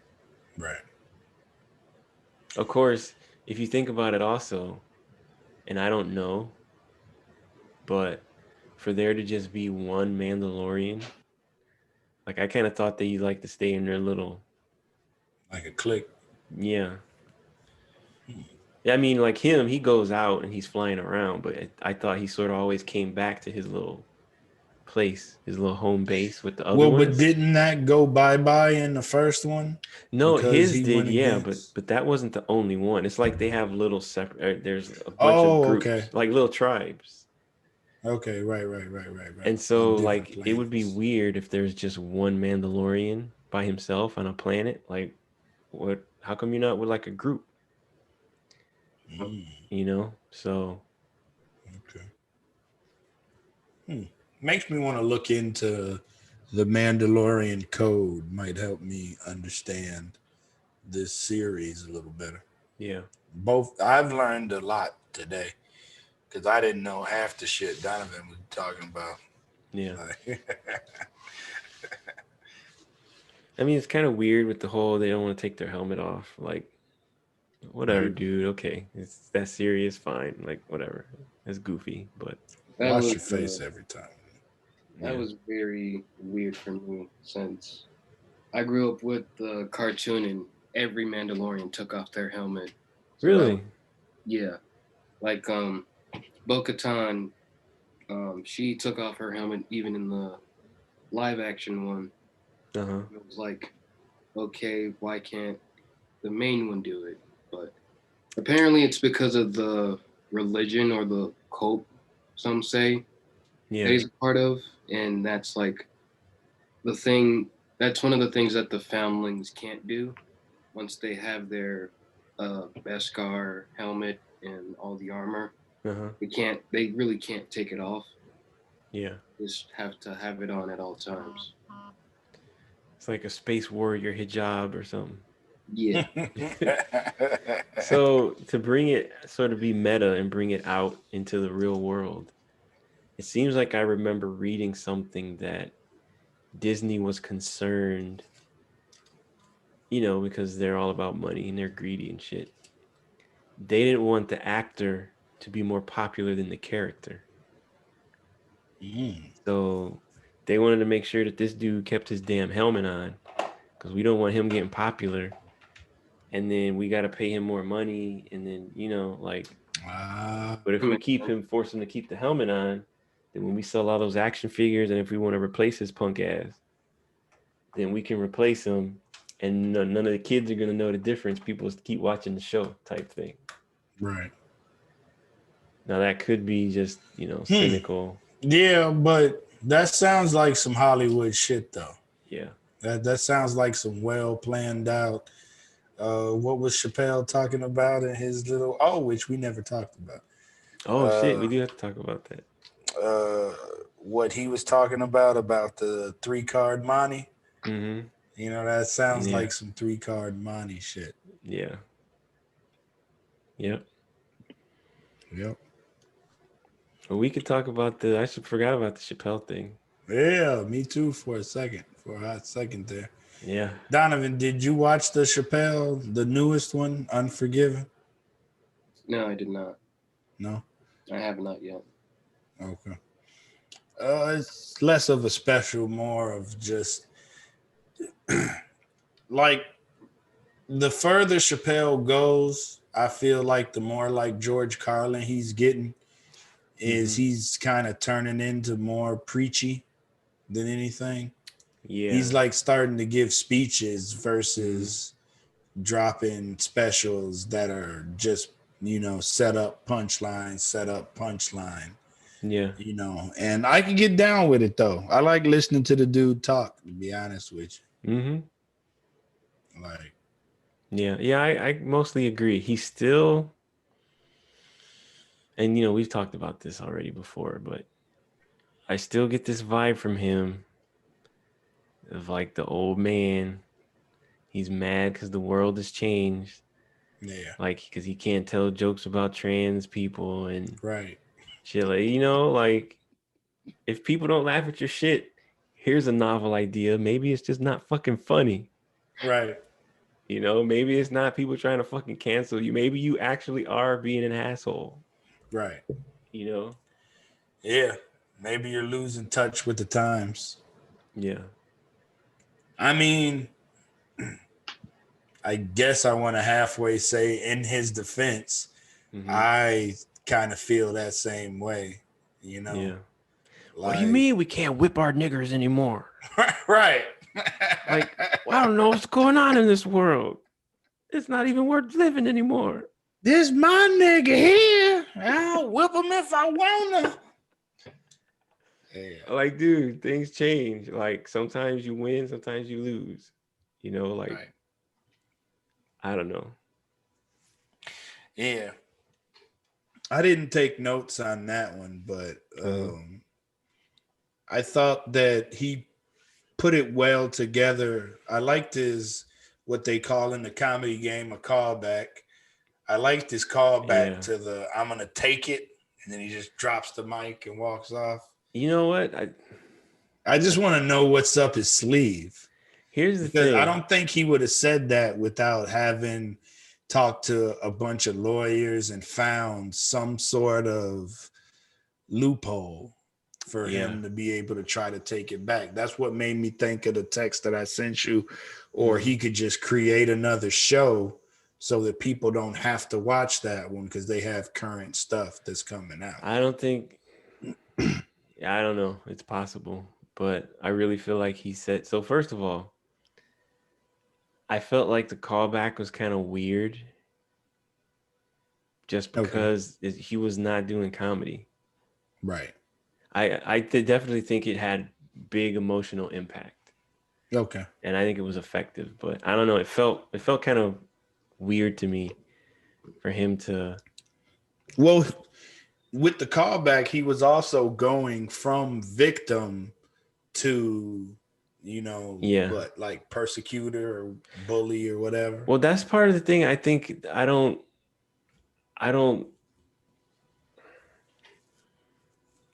So, to me, that specific callback, he's sort of indirectly comparing his situation to being a woman who essentially gets fucking raped by some dude in like an audition type situation, which is not the case because he had a fucking lawyer sitting next to him and he knowingly and willingly in front of a big ass group of people signed a contract.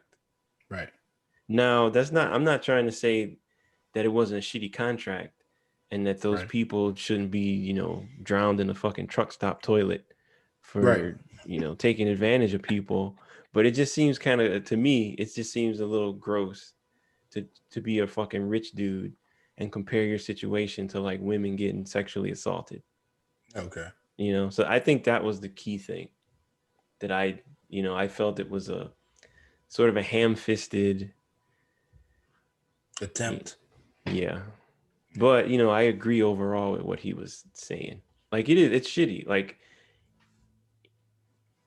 in my opinion, there should be some type of a blanket law that says under no circumstance is like an artist type person allowed to give away more than, let's say 30%, worst case scenario, of their rights to something.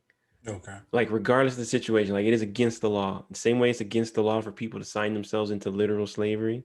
Right. It is against the law for an artist to create something and then like they have no, like it doesn't belong to them type situation. Right. At least a little bit. Even with like the music industry and the masters thing. Right. Yeah.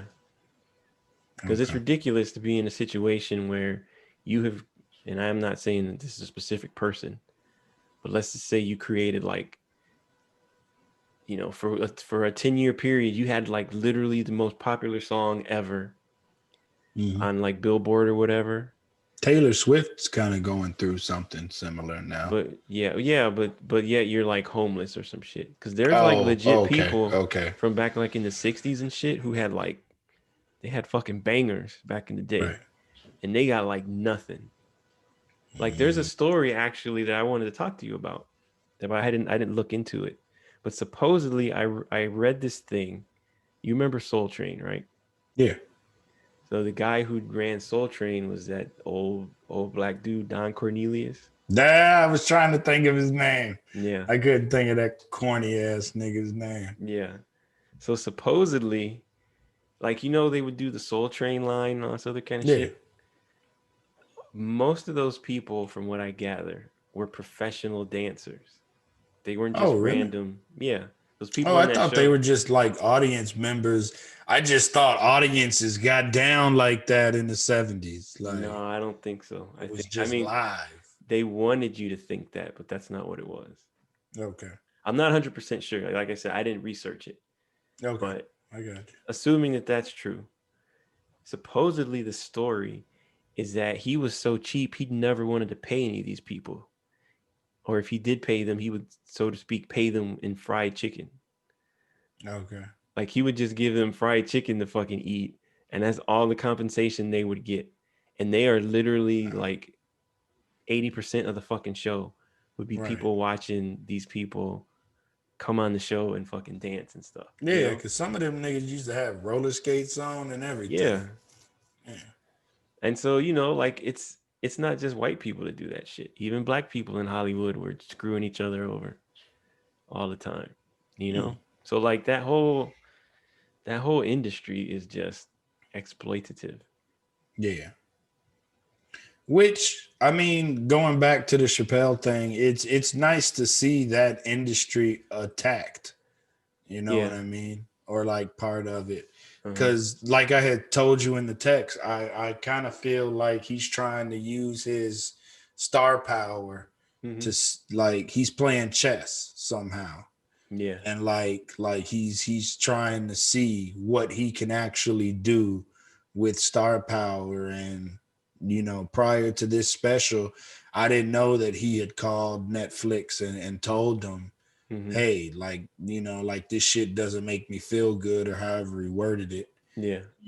and like I didn't think, I thought they had just taken it off because he made the statement. I didn't know that Yeah. he called them and asked them basically to. Yeah, I didn't know that either. So either way, I think that was a good move for Netflix, because that kind of secures their relationship going forward, because he is a beast. Hmm. Yeah. Like, whenever he does decide to drop a special. And I know he's got some shit filmed from this Yellow Springs bubble that he had all summer. Hmm. He's got to have some shit from there. Probably, yeah. Like, I don't see him not. I mean, you got Kevin Hart dropping shit from his house, from his God, let's talk basement or about wherever the that fuck too. he That was. So little this fucking guy. motherfucker. I'm not a Kevin Hart fan anymore, man. Like, Yeah. I'm just tired of him. I'm tired of his bullshit. And the fact that he can't simply keep his dick in his pants, to me, that's a testament to how much of a man you are. Yeah. It's not difficult not to fuck people. Yeah. I do it Like, every right. day. Like, it's not fucking hard. Like, so, I think that's a testament to, no matter how much dedication he has to his craft, Hmm. or, to his hustle, because he wakes up at 5 o'clock in the morning and he hits the gym, or he works out 4 times a day, or whatever it is. Uh-huh. Like, plus he's doing this movie, and he's doing 3 different podcasts, and he's doing whatever, regardless of his hustle, you can't simply keep your dick in your pants. Like, Yeah. that shows you're not put together the way that you're trying to give everybody the impression. Hmm. That's some old okey doke Bill Cosby shit. Hmm. Like, oh yeah, Bill Cosby's this, hard working actor, comedian, writer, probably, Pillar you of the know, community. yeah, pillar of the fucking community, Philanthropist. Mr. Yeah, there you go. That's another good one. Uh-huh. Mr. Fucking honorary doctorates from here and there and Uh-huh. everywhere. Meanwhile, you raping bitches. Yeah. Really? Like, I feel like Kevin Hart's on some of the same scumbaggery. Not Yeah. that he's drugging bitches and raping them, but just that he's not who he appears to be. Yeah. And honestly, Because I feel like that has probably been one of the things that held him back. Because I feel like, and I think, for me, and I could be wrong, but they're always playing on this like little brother dynamic between him and The Rock and in The stuff. Rock, yeah. And I feel like, that's a thing that they do, a shtick, if you want to call it. Right. But I think there's a nugget of truth there is the reason why it works. Okay. Because Kevin Hart wants to be Mr. fucking swole action dude, Right. even though he's like 5 foot nothing. Right. I think he's like 5'4".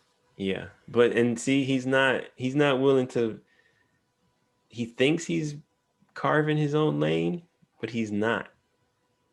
Like he's trying to carve his own lane, like like behind somebody like The Rock type of a thing, Right. instead of like embracing who he is. Right.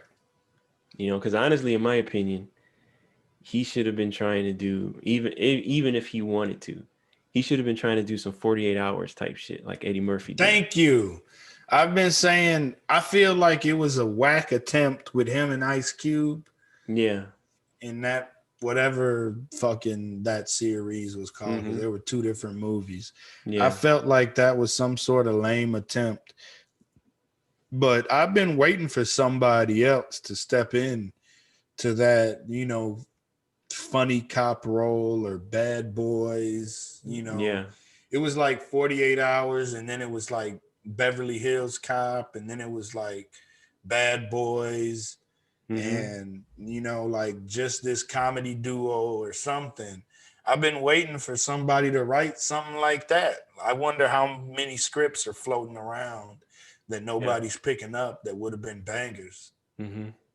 But yeah, I was expecting him to step into that space, but he never did. And it kind of makes sense because he's only fucking 5'4". So who's going to take him serious as a cop anyway?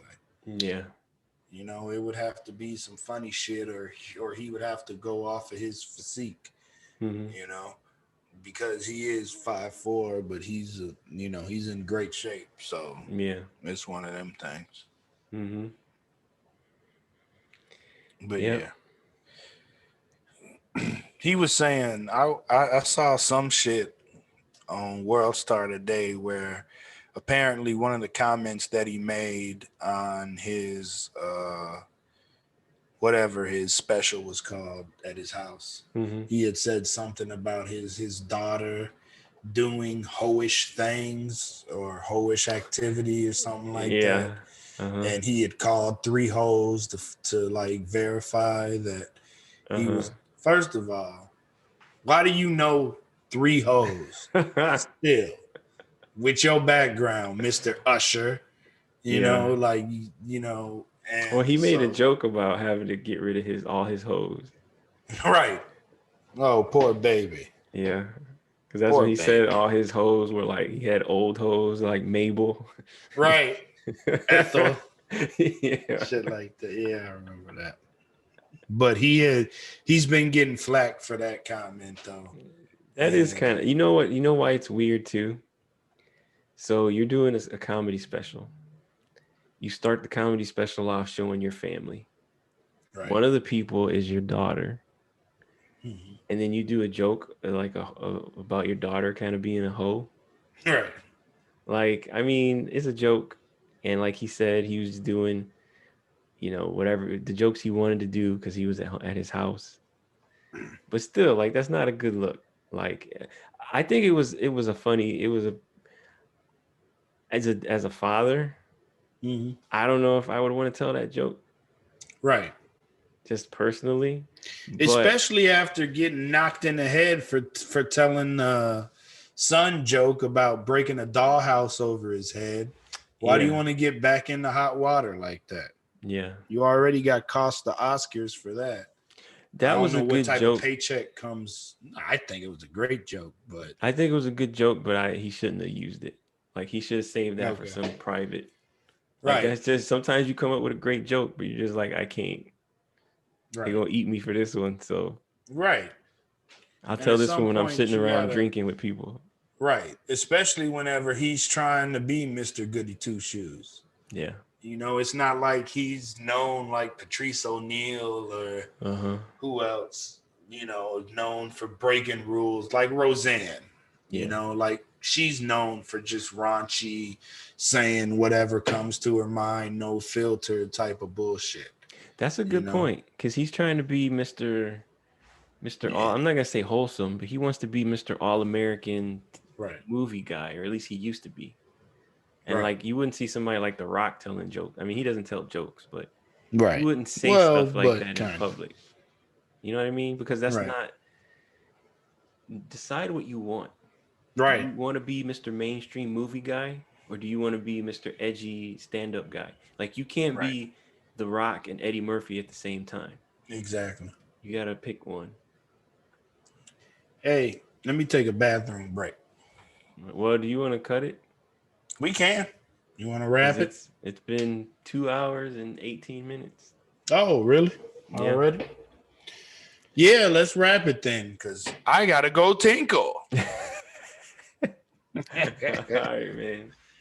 All right. Well, it was good talking to you, brother. Thanks for joining us. Prince Don, give us your social media again.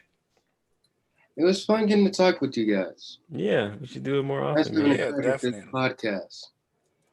Yeah, this is all good. Well, shit, with doing it this way, we could even do it when you're in school. True. And it's yeah, that is true. And you in a different state. Yep. So that'll work. Yeah, we got to have you on. You're our first guest. Thank you for joining us. Yes. Thanks for listening, ladies and gentlemen. Like and subscribe and all that bullshit. Do not look for me on social media. If you don't know where to find me, then you probably should. Right, exactly. I don't need no extra attention in these streets. Unless you got some socks. Right. You ain't got no socks. Make sure you carry an extra pair of socks with you for the bums that get robbed on the train. Let's not forget that. All right. Thanks, everybody. Take care. All right. All right. Bye. Check it out later. Later.